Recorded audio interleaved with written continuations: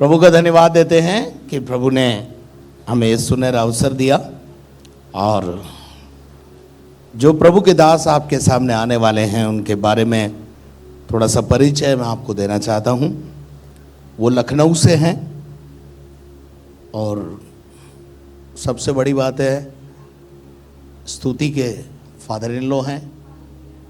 भाई ओबलीन जो हमारे छोटे भाई हैं, हमारे डेविड परिवार के समधी हैं।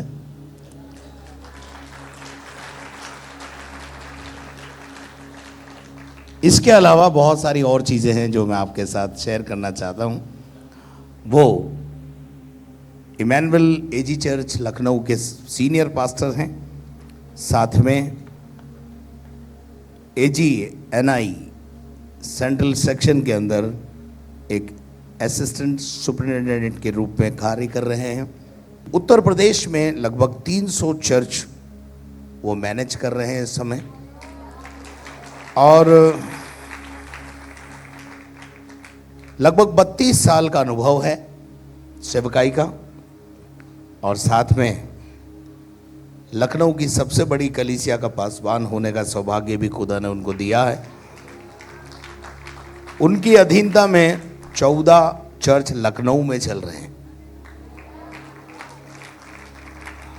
जब मेरी उनसे बात हो रही थी तो उन्होंने ये हमसे डिस्कस कर रहे थे कि सफलता इसमें नहीं है कि हमारे पास कितने लोग आ रहे हैं, सफलता इसमें है कि हमने कितने लोगों को तैयार कर कर मैदान में उतार दिया है। सफलता इसमें है। प्रभु उनके द्वारा और भी ब्रांच चर्चेस को खोले, परमेश्वर उन्हें बहुत ऐसे इस्तेमाल करें, और भारत में और भारत के बाहर भी कई जगहों पर जाकर क्रूसेड और प्रीचिंग कॉन्फ्रेंस लेने का सौभाग्य प्रभु ने उनको दिया है। और भी बहुत सारी बातें हैं प्रभु के दास को के बारे में, जितना बोलें उतना कम है। मैं विश्वास करता हूं जब वो वचन बोलेंगे तब आप समझ जाएंगे कि उनका परमेश्वर के साथ कितना गहरा संबंध है। मैं उनको मंच पर आमंत्रित करता हूं कि वो आएं और खुदा का संदेश जो उनके लिए उनके दिल दिमाग में परमेश्वर ने रखा है, इसलिए जोरदार ताली बजाकर उनको वेलकम करें। सर्वप्रथम मैं परमेश्वर को धन्यवाद देता हूं, उसके बाद में मैं इस कलीसिया के वरिष्ठ पासवान pastor reverend Rajendra David ji का हृदय से धन्यवाद देता हूं। उनकी सारी पास्टर कोर कमेटी के लिए परमेश्वर को धन्यवाद देता हूं। इस कलीसिया के सारे जो है कमेटी मेंबर्स के लिए धन्यवाद देता हूं, सारे लीडर्स के लिए, और आप सब विश्वासियों के लिए मैं परमेश्वर को धन्यवाद देता हूं। मेरे लिए सौभाग्य है कि आज के दिन आपके साथ में मिलकर अपने परमेश्वर की आराधना करने के लिए, और जो कुछ परमेश्वर ने अपने अनुभव से पिछले 32 सालों में सिखाया है उसको आपके साथ में बांटने पाऊं। मैं अच्छी तरह से समझ सकता हूं कि दूसरी आराधना सभा को चलाने का प्रेशर क्या होता है, क्योंकि हमारी पास्टर होने के नाते मैं उस दिल को समझ सकता हूं। पिता नहीं चाहता एक भी बच्चा छूट जाए, उसकी दिली इच्छा ये जो पहले आया उसको भी उतनी ही आशीष मिले, जो दूसरा आया उसमें से भी कटती ना होने पाए उसको भी भरपूरी से आशीष मिलने पाए।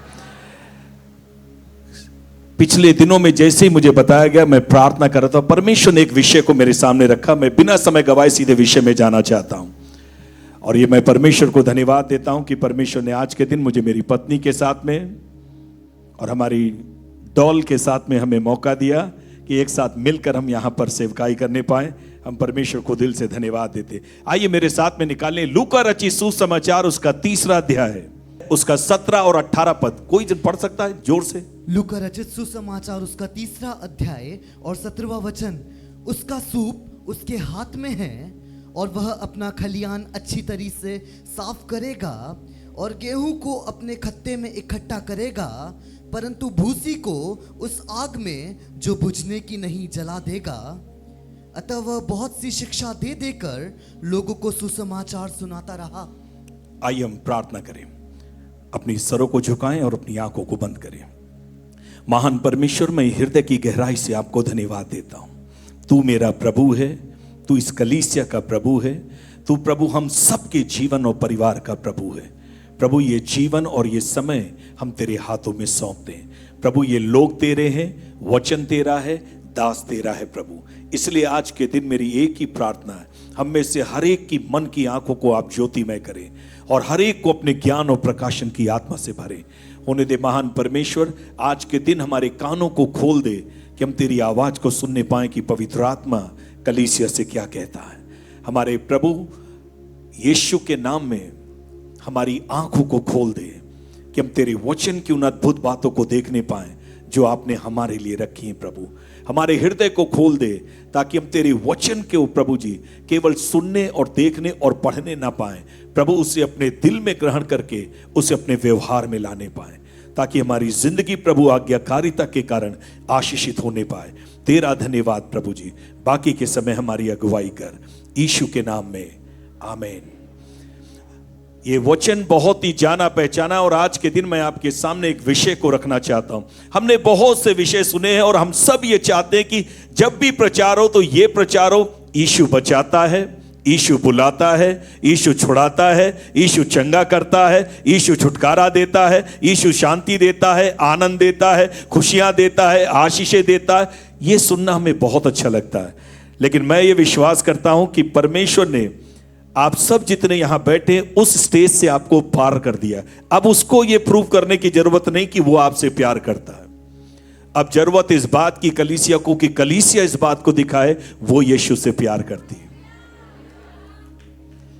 मैं आपसे यूं कहूं कि जब आप 5 साल 5वीं कक्षा में पढ़ते होंगे और अगर टीचर आपसे यह कहे कि अपनी माता या अपने पिता के विषय में कोई 5 बातें बताओ, लिख के बताओ, उनकी कौन सी 5 खास बातें, तो हम में से सब लोग यही लिख पाएंगे 5वीं क्लास में।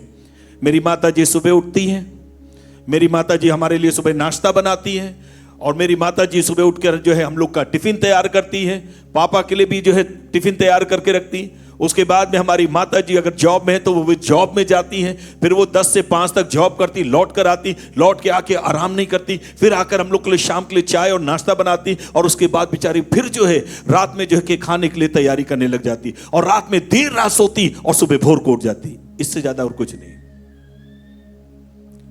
लेकिन अगर आज की तारीख में 20 साल और 30 साल के बाद कोई आपसे पूछे आप अपनी माता के या अपने पिता के विषय में 5 बातें बताएं, उस एज में जिस एज में वो कुछ नहीं कर सकते आपके लिए, तब आपके जीवन में वो 5 बातें नहीं होंगी। तब आप ये मेंशन नहीं करोगे कि वो क्या करते हैं आपके लिए और मेरे लिए।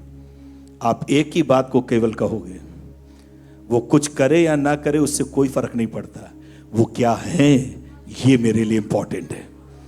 परमेश्वर के लोगों, आप और मैं मसीह के लिए क्या करते हैं ये इंपॉर्टेंट नहीं है, हम और आप मसीह के लिए क्या हैं ये इंपॉर्टेंट है। जीवन में इस बात को याद रखिए, परमेश्वर को इस बात में ज्यादा रुचि है मैं और आप उसके लिए क्या हैं, ये नहीं कि मैं और आप क्या करते हैं। अच्छी बात है, हम सब प्रार्थना करते हैं, वचन को पढ़ते हैं, आराधना करते हैं, कलीसिया में आते हैं, दान देते हैं, दशमांश देते हैं, हर चीज करते हैं, आत्मा बचाते हैं, कलीसिया में आके सेवा देते हैं, बहुत अच्छी बात है। बट परमेश्वर कुछ आपसे और मुझसे, हम जो मसीह में परिपक्व हो चुके हैं, हमसे कुछ और उम्मीद करता है और वो हमसे और आपसे एक और बात की उम्मीद करता है। अब हम और आप इस बात में ना बैठे रहे कब चंगा करेगा, कब छुड़ाएगा, कब बचाएगा, कब आशीष देगा, कब और बढ़ाए, ये सबसे हमें मतलब नहीं है। अब तो केवल हम एक चीज जानते हैं, यीशु आप कुछ करे या ना करे, मैं जानता हूं आप मेरे जीवन के प्रभु हैं, आप मेरे उद्धार करता है प्रभु, आप ही मेरा सब कुछ है। परमेश्वर आप ही मेरी आशा है, आप ही मेरी पवित्रता है, आप ही मेरी धार्मिकता है, आप ही मेरा बल है, आप ही मेरे लिए सब कुछ है। परमेश्वर आप कुछ करे या ना करे इससे फर्क नहीं पड़ता, आप क्या है वो मेरे जीवन में सबसे बड़ी बात है। और इसीलिए आज के दिन मैं एक विषय को लेकर आपके सामने आया हूं, यीशु अलग करता है, चंगा करता है, ये सब करता है, वो अच्छी बात है। लेकिन आज के दिन एक विषय को मैं लेके आया हूं, यीशु अलग करता है। क्या करता है?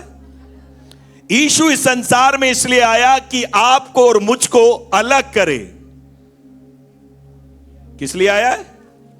आपको और मुझको हमारे जीवन में अलग करने के लिए। और आज के दिन जल्दी से मैं आपको बताना चाहता हूं 3 बातों के लिए, किन 3 बातों के लिए यीशु आपको अलग करने के लिए आया।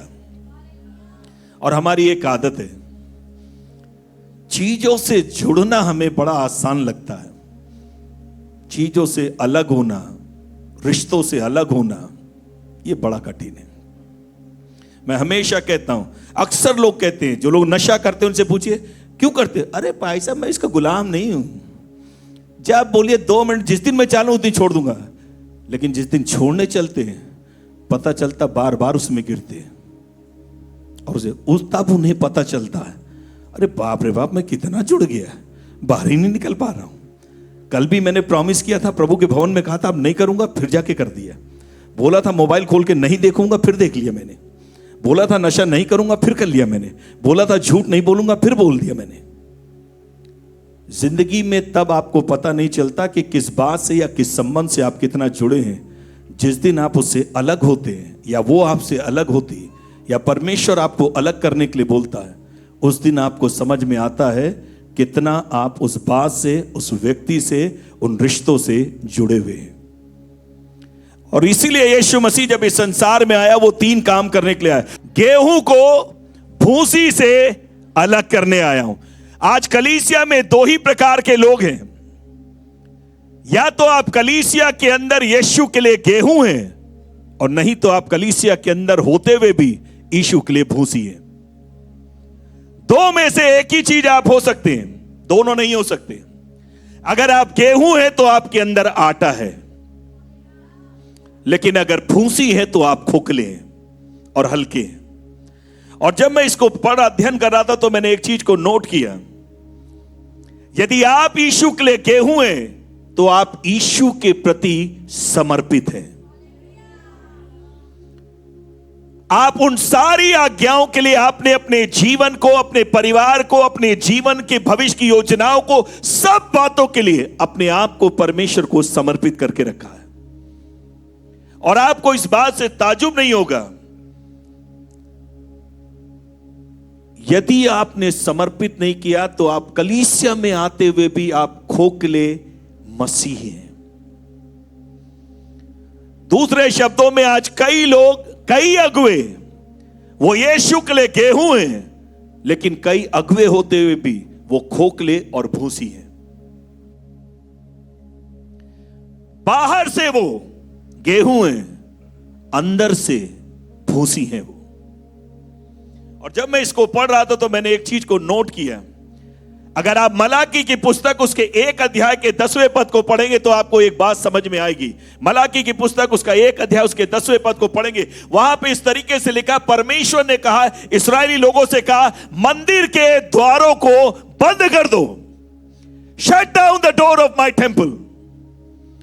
और आपको जानकर ताजुब होगा, आराधना वहां चल रही थी, सब कुछ चल रहा था, बलिदान चढ़ाए जा रहे थे, आराधना की जा रही थी, दान दिया जा रहा था, भेंट चढ़ाई जा रही थी, सब हो रहा था। बट आपको पता परमेश्वर ने क्या कहा?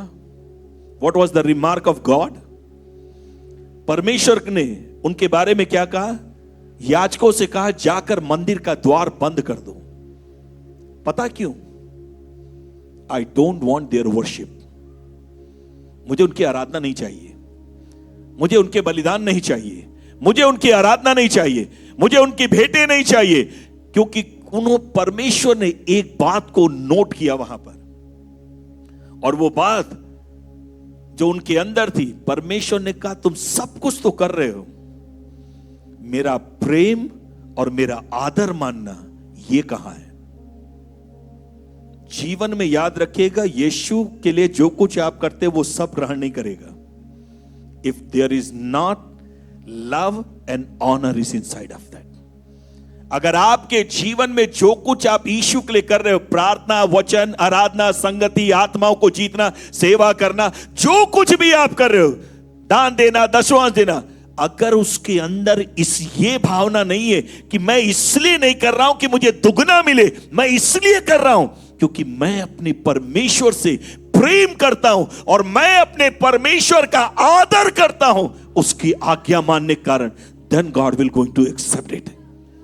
तब परमेश्वर उन बातों को आपके जीवन से ग्रहण करेगा और वो आशीष देगा। लेकिन 400 साल तक, मलाकी से लेकर मत्ती तक 400 साल तक परमेश्वर ने कहा द्वार बंद करके रखो। और इन 400 सालों में आप एक बात को देखेंगे, कोई दर्शन नहीं, कोई प्रकाशन नहीं, कोई भविष्यवाणी नहीं, कोई स्वप्न नहीं, किसी से परमेश्वर ने बात नहीं किया। लेकिन 400 साल के बाद उसे एक व्यक्ति मिला और एक परिवार मिला। लूका ही रचित सुसमाचार में उसके पहले ही अध्याय में जकरिया और Elisheba, God break his silence. 400 साल के बाद में एक ऐसा परिवार, एक ऐसे पति पत्नी जो हारून के घराने के थे, एक ऐसे पति पत्नी जो परमेश्वर की सेवा में थे, एक ऐसे पति पत्नी बुढ़ापे तक दोनों प्रभु के सामने निर्दोष, धर्मी और परमेश्वर का भय मानने वाले, तब भी उनके जीवन में संतान नहीं थी।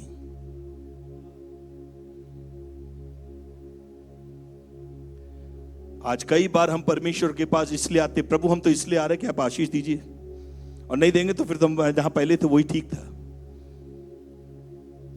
और उन दोनों के बारे में पढ़े, लिखा बुढ़ापे तक वो परमेश्वर की दृष्टि में निर्दोष और धर्मी बने रहे। मेरी और आपकी आत्मिकता ये नहीं कि आशीष मिलने के बाद कितना नाचते, गाते और कूदते हैं, कितनी आराधना करते, कितनी गवाहियां देते हैं। ना ना ना ना, परमेश्वर अगर ना करे तो क्या है?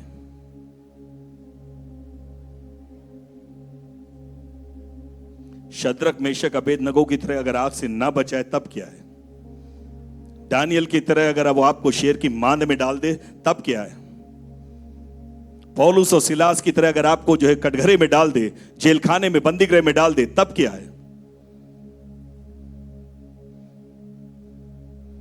प्रेम वो नहीं है कि जब कोई हमारे लिए कुछ करे तब हम उसको बताएं कि आप प्रेम करते हैं। प्रेम वो है, आप करें या ना करें, आप मेरे परमेश्वर हैं, आप मेरे प्रभु हैं, आप मेरे सब कुछ हैं, प्रभु मेरे लिए यही काफी है। और उन दोनों के जीवन को देखकर बुढ़ापे में परमेश्वर ने एक काम किया। मैं चाहता हूं आज के दिन जब कभी भी समर्पण हो तो परमेश्वर किसी को अगर बच्चे की आशीष देर में दे तो जकरिया और एलीशिबा की तरह दे। उस यूहन्ना बपतिस्मा दाता को जो आशीष दी गई अपने आप में अद्भुत है। वो उस लड़के के बारे, बच्चे के बारे में लिखा गया, जीवन में कभी ये नशा नहीं करेगा। मसीह लोग सबसे ज्यादा नशे में बदनाम है। आपको पता ही ना, आखिरी समय के आखिरी क्षणों में प्रभु ने मुझको और आपको अपने पास क्यों बुलाया है? ये जो पिक्चरों में मसीहों की तस्वीर है, क्रिश्चियन कंपाउंड के अंदर जो मसीहों की तस्वीर है, उसको बदलने के लिए परमेश्वर ने हमको और आपको बुलाया। ये क्रिश्चियन कंपाउंडों की मेंटेलिटी से बाहर निकालकर दुनिया को ये बताने के लिए हम नशे में रहने वाले लोग नहीं है। हमें शराब को, ड्रग्स का नशा नहीं चाहिए। हम परमेश्वर की आत्मा के नशे में रहते ताकि कहीं पर भी जाएं वहां जीवन फैलाने पाए। हम नशे में बहकते नहीं हैं, आत्मा के नशे में कंट्रोल रहते ताकि कोई गलत काम ना करे। इसलिए परमेश्वर ने हमें रखा। 400 साल तक परमेश्वर वहां पर चुपचाप रहा और कुछ नहीं किया। और परमेश्वर का धन्यवाद हो, उस बच्चे के बारे में लिखा, परमेश्वर ने उसको एक काम किया, उसके जीवन में, उनके जीवन में यूहन्ना बपतिस्मा दाता को भेजा। उसका नाम पहले से बताया गया और यीशु ने उसके बारे में गवाही दी, जितने माता से उत्पन्न हुए उनमें से यूहन्ना बपतिस्मा दाता से बढ़कर कोई नहीं। दूसरी क्वालिटी उसके बारे में यूहन्ना बपतिस्मा, पहली चीज वो नशा नहीं करेगा। दूसरी चीज एक और लिखा वहां पे, वो अपने माता पिता के लिए, अपने घराने के लिए हर्ष और आनंद का कारण होगा। आज की तारीख में अगर बच्चों को सबसे बड़ी आशीष देनी है और जो किसी के परिवारों में, वो ये, प्रभु हमारे बच्चे हमारे दुख का कारण ना बने, अनादर का कारण ना बने, बदनामी का कारण ना बने, हमारी कमजोरी ना बने। प्रभु उन्हें हमारी ताकत बना दे, परमेश्वर उन्हें हमारी ताकत बना दे। परमेश्वर आप एक काम करे, जब भी हम अपने बच्चों को देखें हमें हर्ष और आनंद होने पाए और हम कहने पाए ये परमेश्वर ने दिया है, इसलिए ये अद्भुत है, इसीलिए ये आनंद मेरे जीवन में, इसीलिए ये खुशी मेरे जीवन में, इसीलिए हमारे परिवार में माता पिता और बच्चों के साथ में ऐसा रिश्ता है। 400 साल के बाद में परमेश्वर ने एक काम किया और उन इस्राएली लोगों से एक बात को कहा, क्योंकि तुम्हारे अंदर प्रेम और आदर नहीं है इसलिए मुझे तुम्हारी भेंट नहीं चाहिए, मुझे तुम्हारी आराधना नहीं चाहिए। जो कुछ हमें परमेश्वर के लिए करना है उसके प्रेम में होकर, उसके आदर और सम्मान में करना है। और जब आप इस तरह से करेंगे तो आपको एक बात पता चलेगी, आप परमेश्वर की आशीष पाएंगे। और नहीं पाएंगे तो उसी के नीचे कुछ और लिखा है, लूका रचित सुसमाचार 3 अध्याय के 9 पद को पढ़ेंगे। पहली चीज, वो गेहूं को भूसी से अलग करने आ रहा है। क्या करने आ रहा है? गेहूं को भूसी से। गेहूं कौन है? जो प्रेम और आदर के कारण सब कुछ उसके लिए करते हैं। भूसी कौन है? जो केवल रीति रिवाज कर रहे हैं, दूसरों को दिखाने के लिए कर रहे हैं, मनुष्यों की प्रशंसा के लिए कर रहे हैं। उनका दावा तो है कि परमेश्वर हमारे साथ है, लेकिन उनसे खुश नहीं है। ये और बात मुझको और आपको समझ में आनी चाहिए। दूसरी बात, जो यीशु जल्द आ रहा है, पहली बात गेहूं को भूसी से अलग करने के लिए, दूसरी बात जो यीशु आ रहा है वो एक और काम करने के लिए आ रहा है, वो भी बड़ा अद्भुत है। जब आप वचन से पढ़ेंगे 3 अध्याय का 9 पद, कोई जन पढ़ दे। अब कुल्हाड़ा पेड़ों की जड़ पर धरा है, इसलिए जो जो पेड़ अच्छा फल नहीं लाता वह काटा और आग में झोंका जाता है। कुल्हाड़ा और कुल्हाड़ी में बहुत फर्क है। कुल्हाड़ी छोटी छोटी चीजों के लिए इस्तेमाल होती है, कुल्हाड़ा किस लिए है? जब भी आप बाइबल में इस तरह के शब्द पढ़ते, मैं तलवार चलाऊंगा, कुल्हाड़ा चलाऊंगा, आरी चलाऊंगा, जब भी ये शब्द सुनते हैं आपको एक बात समझ में आनी चाहिए, वो परमेश्वर के न्याय के विषय में बात कर रहा है। God is talking about the judgement. वो भी उसके रौद के कारण, उसके क्रोध के कारण, उसके कोप के कारण वो अपने लोगों पर जब दिखाता है। और यहां पर आप एक बात को पाएंगे, उसने कहा जो पेड़ फल नहीं लाता, कुल्हाड़ा पेड़ की कहां रखा है? नहीं, टहनी पे रखा है, पत्तियों पे रखा है। क्या मतलब है जड़ पे रखने का?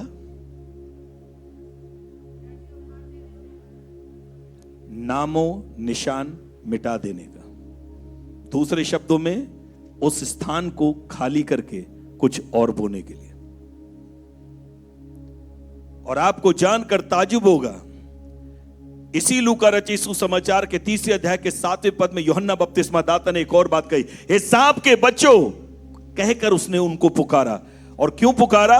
क्योंकि यूहन्ना बपतिस्मा दाता ने सीधे सीधे लोगों से सत्य के बारे में बातें करी। वो एक ऐसे समय में यूहन्ना बपतिस्मा दाता इस संसार में आया जिस समय संसार की हालत वैसी ही थी जैसे आज है। अगर आप लूका रचित सुसमाचार उसके 3 अध्याय के 1 से 4 पद पढ़ेंगे तो आपको एक बात समझ में आएगी। 5 राजनीतिक अगुवे, 2 धार्मिक अगुवे, कुल मिला के उस समय के प्रशासन को 7 लोग चला रहे थे। 7 के 7 भ्रष्ट थे। क्यों भ्रष्ट थे? क्योंकि ये लोग एक काम कर रहे थे, इस परमेश्वर के सत्य को, इस यीशु मसीह के सत्य को वो अन्याय के द्वारा और दबाव के द्वारा प्रेशर बनाकर उसको दबाना चाहते थे। और ऐसे ही समय में, जिस समय लोग परमेश्वर की महिमा नहीं कर पा रहे थे, उनको रोका जा रहा था, भ्रष्ट अगुओं के कारण, भ्रष्ट राजनीतिक नेताओं के कारण उन्हें रोका जा रहा था। उसके बीच में परमेश्वर ने एक काम किया, इस यूहन्ना बपतिस्मा दाता को एलिया की आत्मा में होकर इस संसार के अंदर भेजा, ताकि वो एक काम करने पाए, सारी दुनिया को ये बताने पाए संसार कितना भी भ्रष्ट क्यों ना हो जाए, आत्मिक जगत कितना भी भ्रष्ट क्यों ना हो जाए, परमेश्वर आज भी अपनी कलीसिया को बनाना जानता है। इस दुनिया के अंदर कोई ताकत नहीं जो परमेश्वर की कलीसिया को रोक पाए। इसलिए यीशु ने कहा, मैं अपनी कलीसिया स्वयं बनाऊंगा, अधलोक के फाटक कभी उस पर प्रबल नहीं होंगे। मेरी प्रार्थना यह है कि परमेश्वर इन दिनों में कहीं ना कहीं, आप देखिए इन दिनों के अंदर कलीसिया में सेवक लोग, कलीसिया के लोग कहीं ना कहीं इस बाहरी माहौल के कारण उनके जीवन में आप दो बातों को देख सकते हैं। कहीं ना कहीं अब वो संतुष्ट हो गए, जितने आ रहे हैं बस इतना ही ठीक है और नए को नहीं लाया। हमारे यहाँ कई कलीसिया है, उन्होंने घोषणा कर दी अपने यहाँ, जितने लोग दूसरे परिवारों को, गैर मसीह परिवारों से आ रहे थे, अब हमारे यहां मत आइए। और अचानक से हमने देखा हमारे चर्च में भीड़ बढ़ गई। मैंने कहा ये इतने नए चेहरे एक साथ कैसे आ रहे हैं? पता चला उसके दूर में ही एक कलीसिया थी। उस पास्टर ने कह दिया जितने केवल पुराने क्रिश्चियन लोग हैं वो आए, कोई नॉन क्रिश्चियन हमारे यहां नहीं आएगा। और अचानक से हमारी कलीसिया के अंदर 30 से 35 नए लोग हमारे कलीसिया में आ गए। रोज मैं देखूं ना, फिर किसी ने मुझे बताया, पादी साहब ये वो सब लोग हैं बेचारे प्रभु में बढ़ना चाहते, प्रभु को जानते, आराधना करना चाहते, प्रभु ने इनके जीवन में काम किया, लेकिन इन्हें मना कर दिया गया। और मैं आपको बताऊं प्रभु कितना भला है। उसी में से एक परिवार, उसकी एक फैक्ट्री थी, अच्छा पढ़ा लिखा जवान, शादीशुदा, इसके 2 बच्चे हैं। उसने ट्रेनिंग भी कर रखी है मास्टर शेफ की, लेकिन उसको शौक हुआ कि मैं कोई नौकरी नहीं करूंगा, मैं बिजनेस करूंगा। और उसने एक फैक्ट्री डाली 2 करोड़ रुपए की। 2 करोड़ की फैक्ट्री को लोन लेकर उसने फैक्ट्री स्टार्ट की। पूरी फैक्ट्री डूब गई। जब डूब गई, इस हालात में वो आ गया कि बैंक ने कहा अगर इतने समय तक आपने पैसा नहीं दिया, हम आपकी फैक्ट्री को नीलाम कर देंगे। वो इतना डिप्रेशन में आ गया, उसको समझ ही नहीं आया करूं तो करूं क्या। ये हालत हो गई, घर के बच्चे, जो घर में 2 बच्चे थे, उनकी पढ़ाई की वो फीस नहीं दे रहा। 2 करोड़ की फैक्ट्री का मालिक। करते करते करते ये हो गया कि अपने परिवार को खिला नहीं पा रहा था, सारे कर्जे की वजह से। और अचानक से उसने क्या किया, अपनी पत्नी को अपने बच्चों के साथ उसके मायके भेज दिया कि आप वहां जाओ। पत्नी के साथ एक ऐसी समस्या, एक ऐसी दुष्टात्मा उसको पकड़े हुए कि जिसका जवाब नहीं। और अचानक से एक छोटी सी लड़की, जिसकी पूरी आंतें जो हैं ऑपरेशन से यहां काट रखा पूरा, उसकी उंगलियां आधी आधी कटी हैं, पैर की उंगलियां कटी हुई हैं, लेकिन प्रभु से इतना प्यार करने वाली, उसकी आंतें निकालकर बाहर रखी गई हॉस्पिटल के अंदर सालों साल। वहां से प्रभु ने उसको चंगा किया। इस बेटी ने उसके बूढ़े पिता को, जो मुंह लटका कर बैठे थे, इस छोटी बच्ची ने, जो प्रभु को जानती थी, मुश्किल से अभी हार्डली 18 या 20 साल की होगी, उसने ऐसे ही पूछ लिया, अंकल जी क्या बात है, बड़े परेशान लग रहे हैं। तो उन्होंने देखा अरे छोटी बच्ची पूछी, उन्होंने कह दिया बेटा मेरी बेटी की तबीयत बहुत खराब है, उनको ऐसी दुष्टात्मा, बेटा कहीं वो ठीक नहीं। करिए अंकल जी आप चिंता मत करिए। उसने हमारा फोन नंबर उनको पकड़ा दिया और कहा आप एक काम करिए, अपनी बेटी को बुलवा लीजिए, वहां से बाहर से बुलवा लीजिए और आप वो पास्टर जी के यहाँ ले जाइए। बस मैं आपको बता रही हूं अंकल जी आप बिल्कुल ठीक हो जाएंगे, आपका घर ठीक हो जाएगा, परिवार ठीक हो जाएगा, बेटी ठीक हो जाएगी, सब हो जाएगा। कहने लगे बेटा हम सब जगह जा चुके, हम कई चर्च में भी लेकर गए, सब जगह करके गए, कहीं कुछ नहीं हुआ। करे अंकल जी मेरे कहने से आप केवल एक बार, रात में 7:30 बजे उन्होंने फोन किया कि रायबरेली से हम अपनी बेटी को लेकर आ रहे हैं। मैंने कहा लेकर आइए। मैं और मेरी पत्नी दोनों बैठे थे, इतनी सुंदर पत्नी, लेकिन भयानक दुष्टात्मा से जकड़ी। हम दोनों गए, प्रार्थना शुरू किया, 5 मिनट के अंदर वो उछली कूदी सब कुछ किया और 5 मिनट के अंदर दुष्टात्मा छोड़कर चली गई। अद्भुत रीति से परमेश्वर ने छुटकारा दिया। उसके पत्नी के छुटकारे को देखकर उसको विश्वास हो गया। उसने कहा एक काम करो तुम चर्च चलो, मैं भी चर्च आऊंगा, क्योंकि वो चर्च नहीं जाता था। और हमें नहीं मालूम, 1 सप्ताह के हम उपवास और प्रार्थना में थे, वो वापस रायबरेली चला गया। उसकी पत्नी अपने फादर के घर में थी। हम प्रार्थना करते करते 1 हफ्ते के बाद जैसी उपवास प्रार्थना खत्म हुई, सुबह ही परमेश्वर की आत्मा ने मुझसे कहा आज उसके घर जा तू। मैंने कहा प्रभु उनके घर क्या करेंगे, वो तो अपने घर पति के साथ चली गई, बाहर दूसरे जिले में चली गई, मैं क्या करूंगा जाके। प्रभु ने कहा मैं कह रहा हूं तू जा वहां। मैंने कहा प्रभु बताइए तो क्या है। प्रभु ने कहा तू वहां जा, तब मैं तुझे बताऊंगा कि क्या करना। हम उपवास प्रार्थना से उठे, मैं, मेरी पत्नी और एक और एसोसिएट पास्टर, हम लोग तीनों उनके घर पहुंच गए। वो चौंक गए, अरे पास्टर जी आप यहां। मैंने देखा वो बेटी भी वही है। बड़ा खुश हो गया। जैसे हम अंदर गए देखा उसका पति भी, और उसका पति कहने लगा मुझे आज कहीं बाहर जाना था, पता नहीं मेरे अंदर क्या हुआ कि आज नहीं जाऊंगा, मैं कल जाऊंगा। तो मैं अपनी पत्नी के घर में ही रुक गया। हमने उनको वचन की सेवकाई शुरू करी, आराधना किया, सेवकाई शुरू किया। थोड़ी देर में सिस्टर इन लॉ वो अचानक से खेलने लग गई। हम लोगों ने उसके लिए प्रार्थना किया। 2-3 मिनट के अंदर परमेश्वर ने उसको भी छुटकारा दिया। और जिस समय हम वचन बांट रहे थे, तुरंत पवित्र आत्मा ने कुछ बातों को प्रकट किया और मैंने उसके पति से एक बात कहा, सोसाइट किसी भी बात का जवाब नहीं है। आपको पता उसने अपनी पत्नी बच्चों को क्यों यहां भेजा?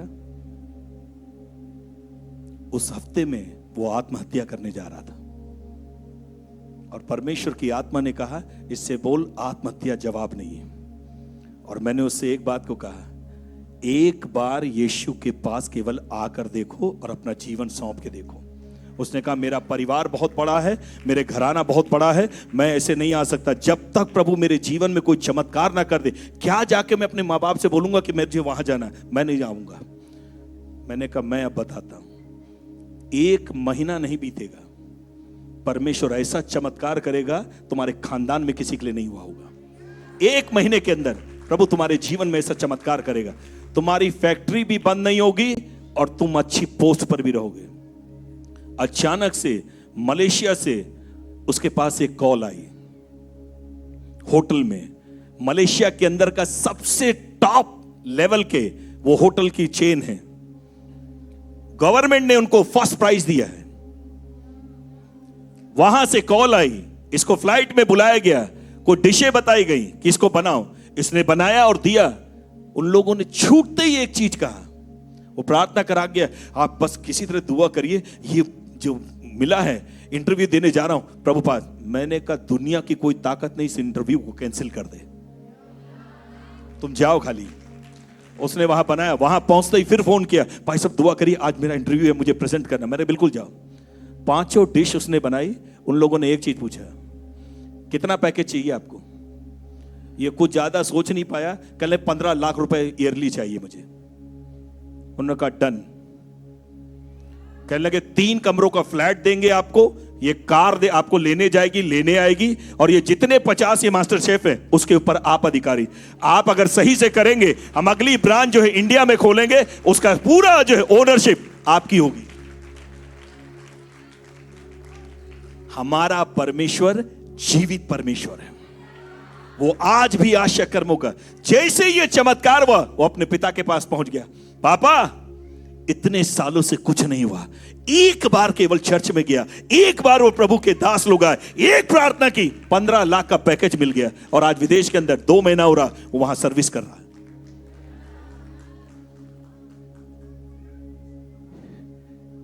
इसीलिए एक बात को समझना है, कितना भी भ्रष्ट कानून क्यों ना हो, कितने भी भ्रष्ट लोग क्यों ना हो, इस दुनिया के अंदर कोई भी मुझको और आपको सुरक्षा नहीं देगा। ना न्यायपालिका, ना होम सेक्रेटरी, कोई भी चीज मुझको और आपको नहीं। मेरा और आपका न्याय केवल हमारा परमेश्वर चुका सकता है। और आज कलीसिया इस परिस्थिति के कारण कहीं ना कहीं अपने आप में 2 चीजें हो गई। डर की वजह से हमारे जीवन में स्टैग्नेशन हो गया, हम एक ही जगह पर आकर ठहर गए। और आपको पता ना, जो पानी ठहरा रहता क्या होता है, और जो बहता पानी है। परमेश्वर ने मुझको और आपको सड़ा पानी, बीमारी फैलाने वाला पानी नहीं बनाया है।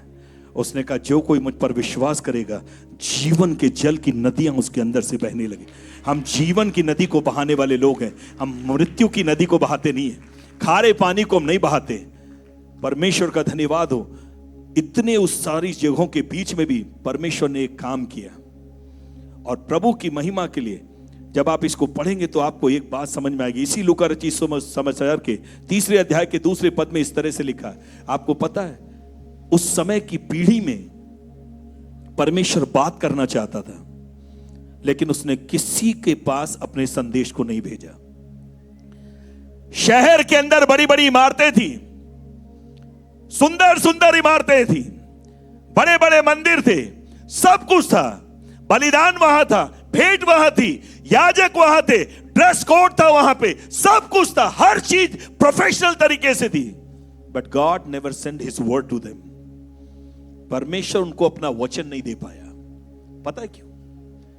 एक चीज और आज मैं क्लियर करता हूं, पता नहीं क्यों पवित्र आत्मा मेरे मन में इस बात को डाल रहा है। कितने लोग ये विश्वास करते कि पवित्र आत्मा मुझे सिखा सकता है, इसलिए मुझे किसी से सीखने की जरूरत नहीं?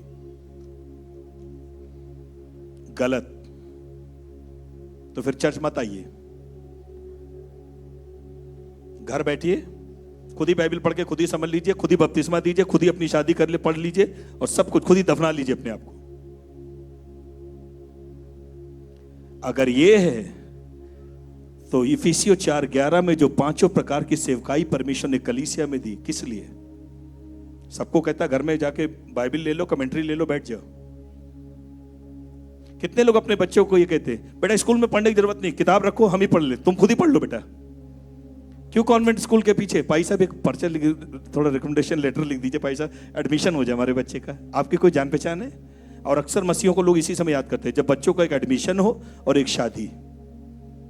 मसीह लोग 2 ही टाइम आते केवल, बहुत सीरियस हो जाते उस समय। जो पादी साहब कहें सब ठीक है, और इस पादी साहब से मना कर दिया, इससे बुरा कोई पादरी देखा नहीं हमने जीवन में।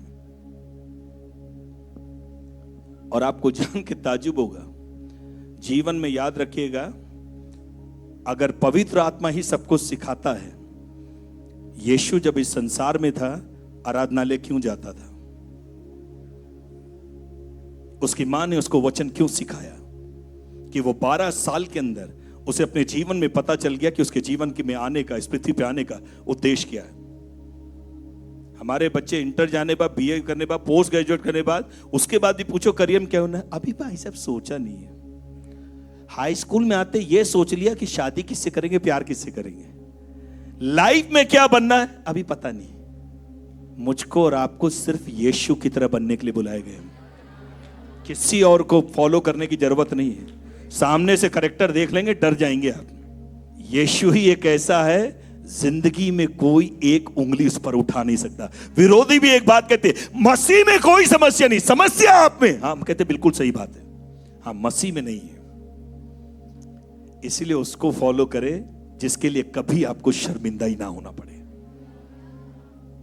और मैं हमेशा एक बात को कहता हूं, जब मैं इसको पढ़ रहा था, अध्ययन कर रहा था, तो मैंने एक चीज को देखा, परमेश्वर ने पता क्यों संदेश वहां नहीं भेजा?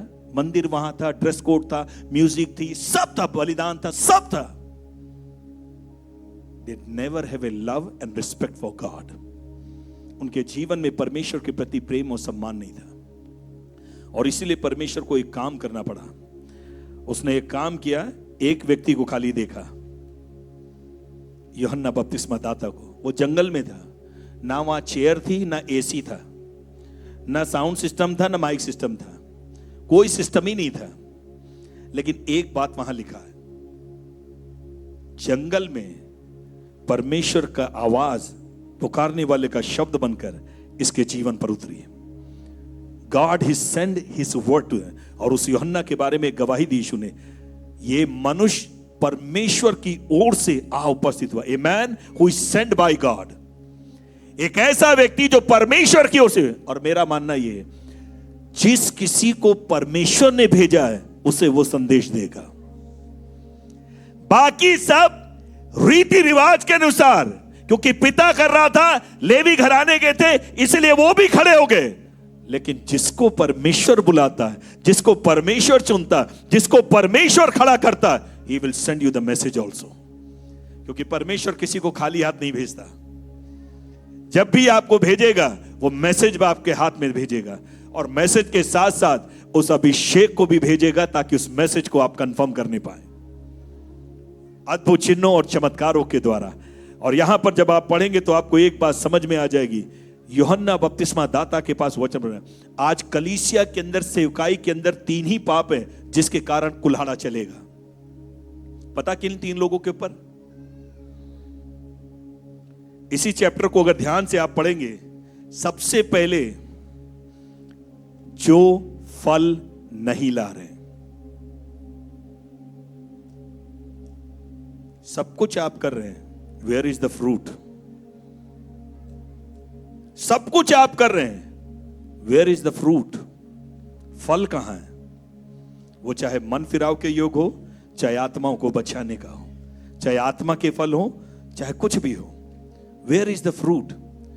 अगर आप फल नहीं ला रहे हैं, कल के दिन में पास्टर जी से कह रहा था, नए नियम के अंदर किसी को भी परमेश्वर ने ऑडियंस बनकर आने के लिए नहीं रखा है। आप दर्शक बनकर चर्च आके केवल 3 घंटे सीट गर्म करके अपना दान देके, ये देके, हाँ मेरा मेंबरशिप में नाम लिखा, अब मैं जाके घर में जाके सो जाऊं। प्रभु जी इतवार तुझे दे दिया, अब सोमवार से शनिवार तक मुझे डिस्टर्ब मत करना, अब मुझे जो करना वो मैं करूंगा। न्यू टेस्टमेंट के अंदर एक बात को आपको समझना है, हर एक व्यक्ति को सेवा करनी है। मैं उसका सिंपल एग्जांपल आपको दे रहा हूं। इस शरीर के अंदर कोई एक ऐसा अंग बता सकते जिसका कोई काम नहीं, फालतू रखा गया? जब मसीह यीशु की आप देह है और मसीह सिर है और आप उसकी देह है, कौन सा ऐसा अंग है जिसके अंदर काम नहीं है? जरूरत इस बात की है कि आप पहचाने प्रभु आपने किस अंग के रूप में कलीसिया में रखा है। आधे लोगों को लगता है जो यहां से सेवा कर रहा वो है सेवकाई। ना ना ना ना, एक बुजुर्ग प्रभु के दास ऐसे कहते थे, आपको पता मिनिस्ट्री कहां से शुरू होती? यहां से नहीं। जिनकी यहां से शुरू हुई वो यहीं चले जाएंगे और दफन हो जाएंगे। असली सेवा झाड़ू लगाने वहां से शुरू होती है।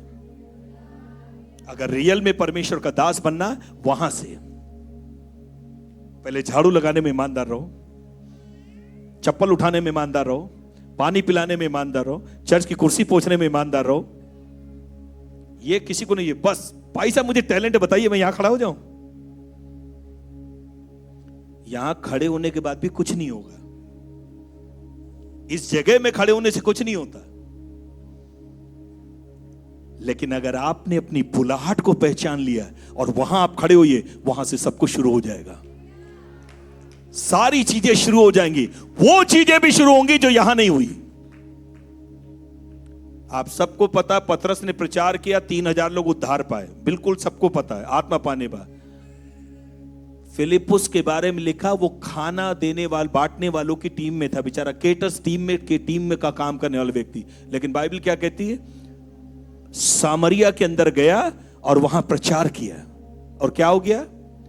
पूरा का पूरा सामरिया नगर ही उंडेल दिया उसने, उलट डाल दिया।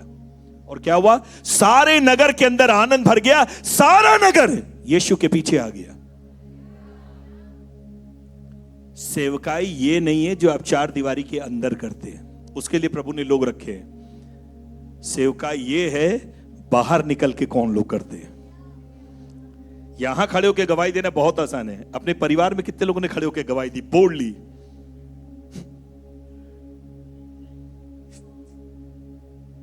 आज कलीसिया में आधे से ज्यादा लड़ाई लीडर्स की पता क्या है?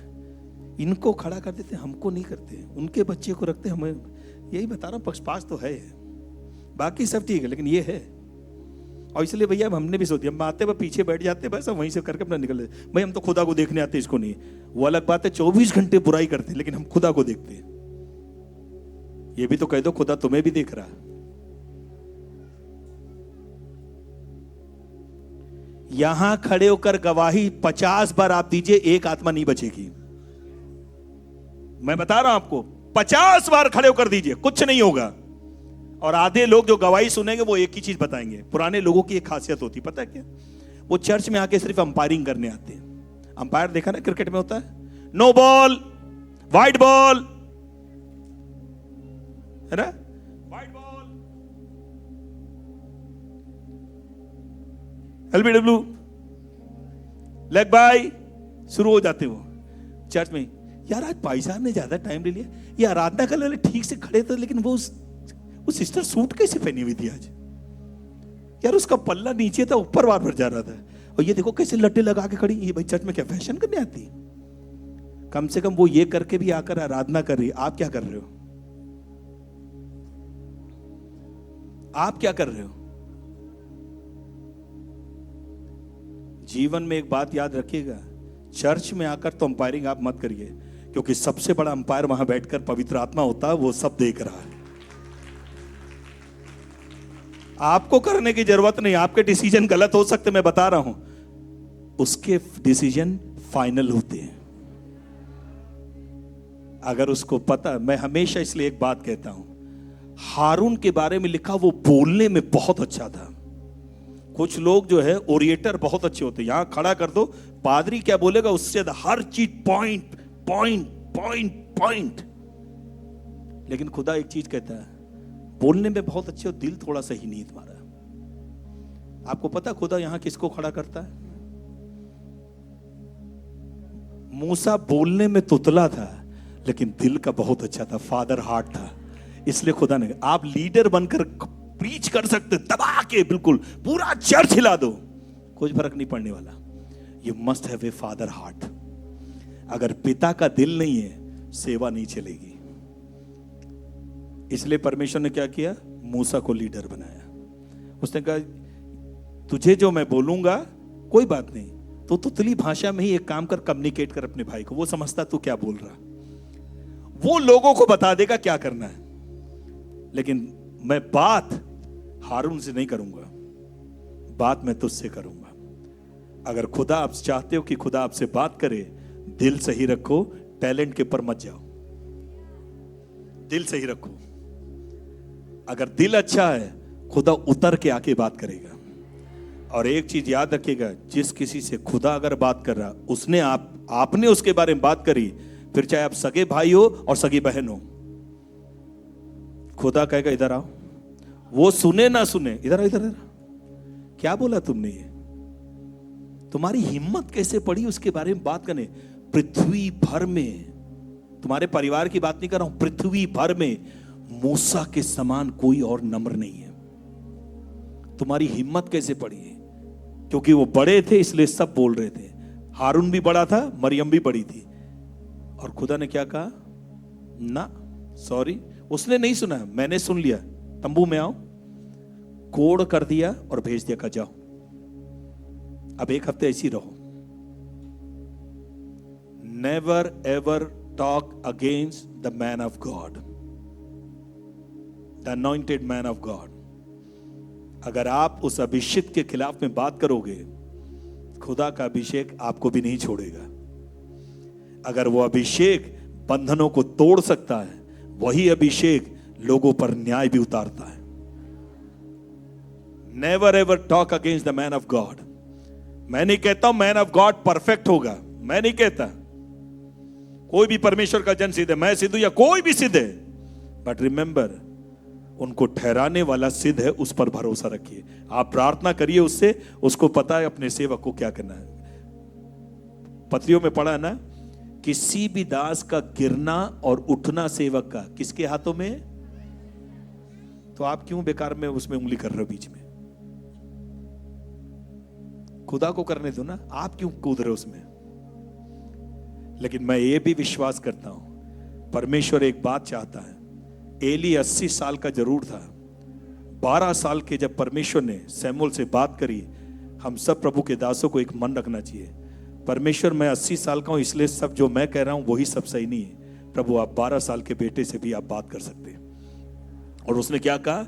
यहोवा ने जो कुछ कहा, अगर एक भी बात तो इसमें से कम घटा और बढ़ा के बताए, वो तेरे साथ में हो, वरना तो मुझे बताए। उसने खुल के साफ साफ बता दिया, परमेश्वर तेरे बेटों का न्याय करने जा रहा।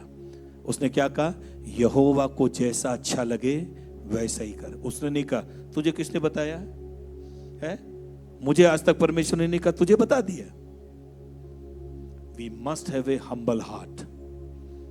हमेशा इतने नम्र रहें, अगर बच्चों से भी कुछ सीखना पड़ जाए कोई बात नहीं, गलती बोलने से, सॉरी बोलने से हम छोटे कभी नहीं हो जाएंगे, और हमारी इज्जत बढ़ेगी कि इतना होते हुए भी इन्होंने सॉरी बोला और हमारी बात सुन ली।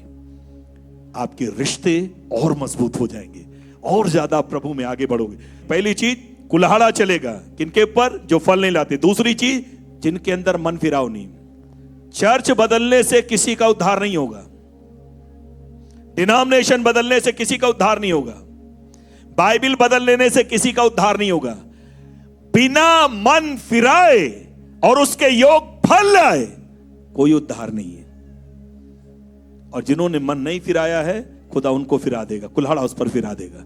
तीसरी और आखिरी चीज जिन पे कुल्हाड़ा चलने के लिए परमेश्वर करेगा वो ये है, जो अब्राहम के समान, उन्होंने क्या कहा, हम अब्राहम की संतान हैं।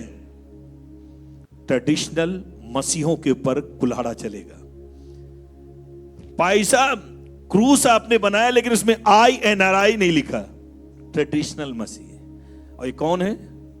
जैसे मैं था पहले कैथलिक, 25 दिसंबर को चर्च जरूर जाना है, यीशु पैदा हुआ है। गुड फ्राइडे में जरूर जाके रोना व्हाइट कपड़े पहन के, क्योंकि मर गया है।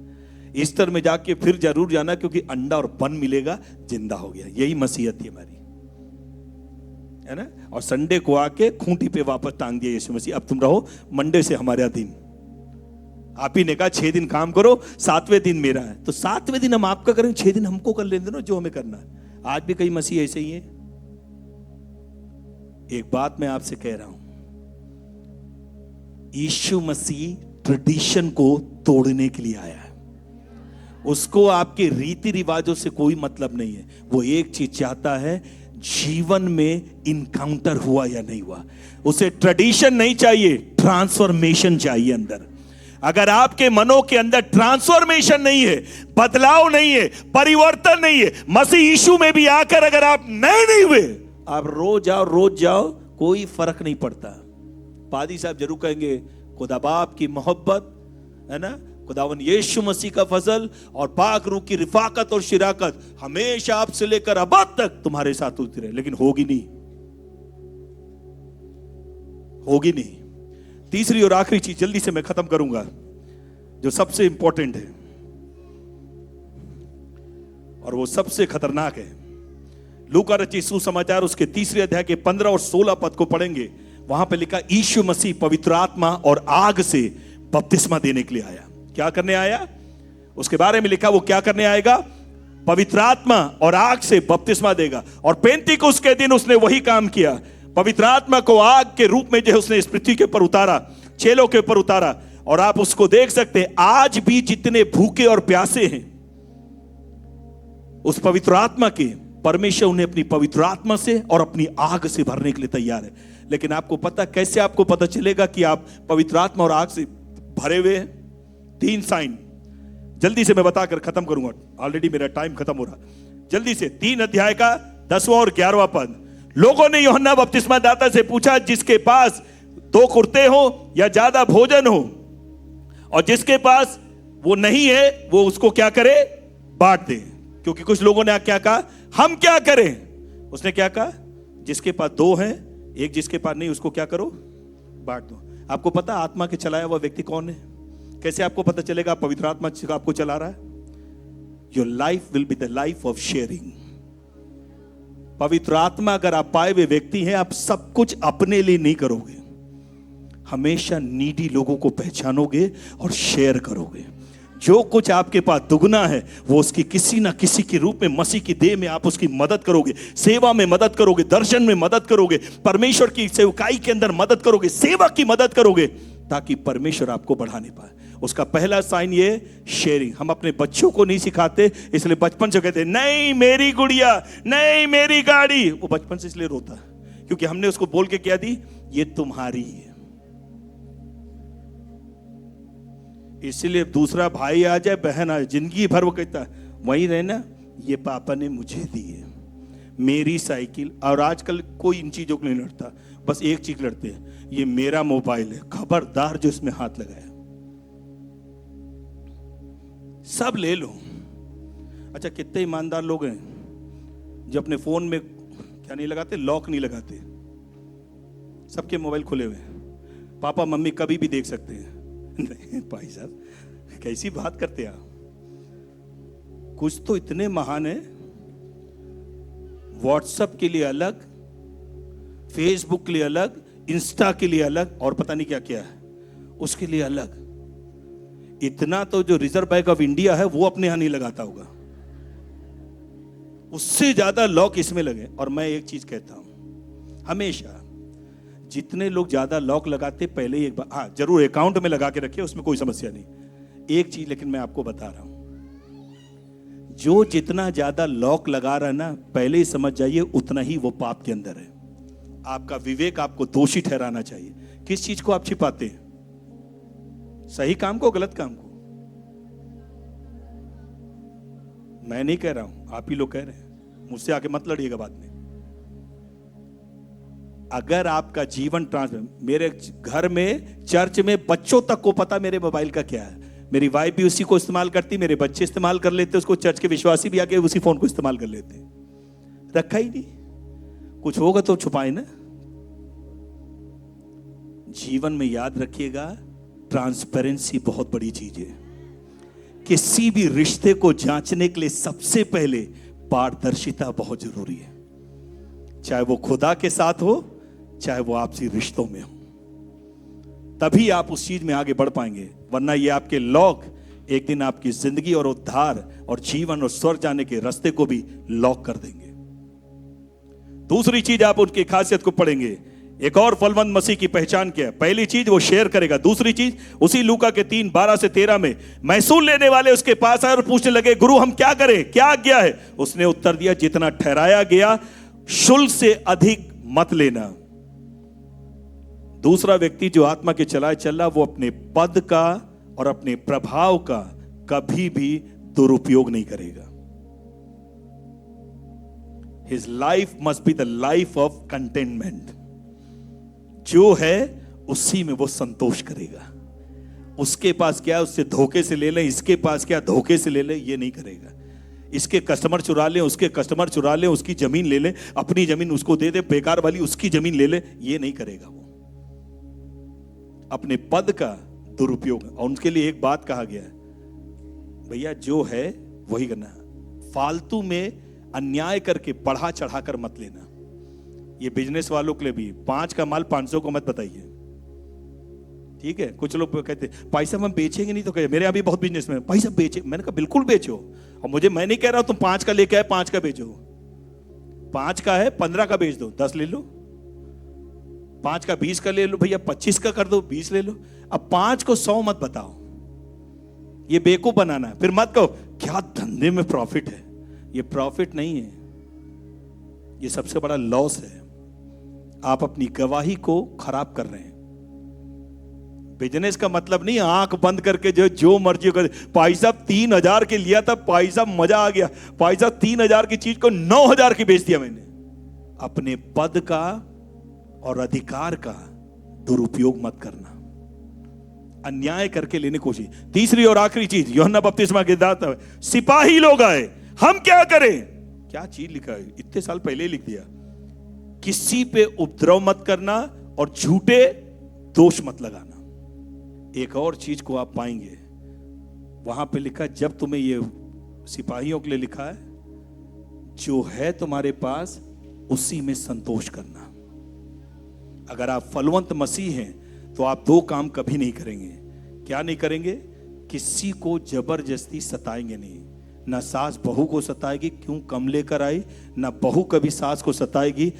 अभी तक मरी नहीं, सब मर रहे हैं, है ना?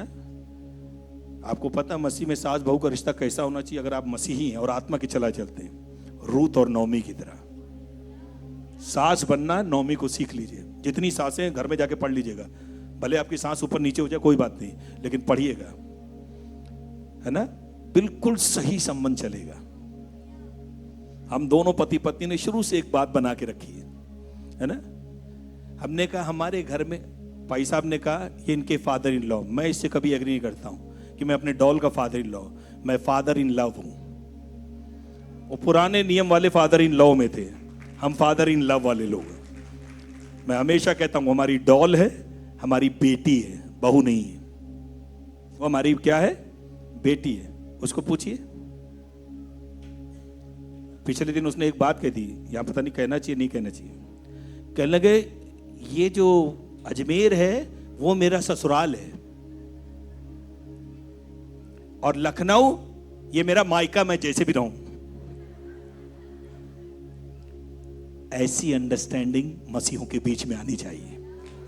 अगर आप आत्मा के चलाए चलने वाले, जैसे आप अपनी बेटी को फ्रीडम देते हैं, आप अपनी बहू को भी फ्रीडम देंगे, क्योंकि वो भी आपकी बेटी है और परमेश्वर ने आपको आशीष के रूप में, और आप, मैं बता रहा हूं, इसीलिए आपके रिश्ते मधुर होते हैं, इसीलिए आपकी पहचान मधुर होती है और आप इस काम को करेंगे।